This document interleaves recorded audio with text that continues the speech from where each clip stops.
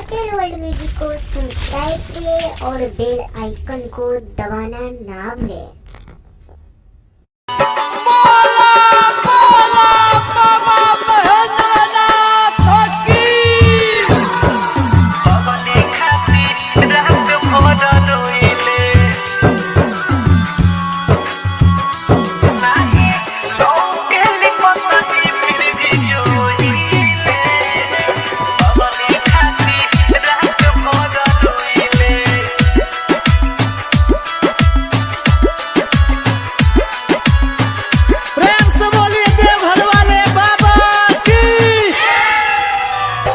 भोले बाबा नाही चैन से सोईले, भोले बाबा नाही चैन से सोईले, पगली खाती रात भर रोईले।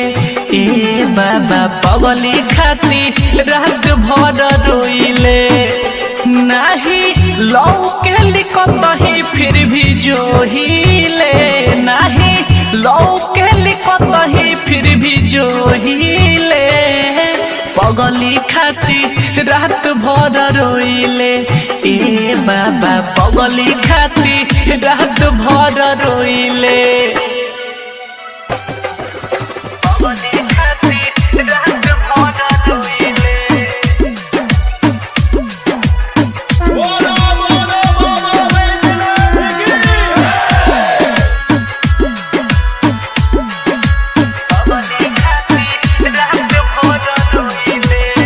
हे भोले बाबा हम कैसे रहतानी, दिलावा के बात रउवे से कहतानी।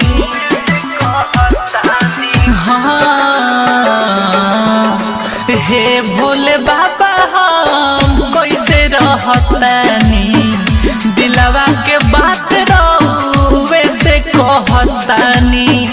कि अब उनके ही याद में खोईले, अब उनके ही याद में खोईले, पगली खाती रात भर रोईले।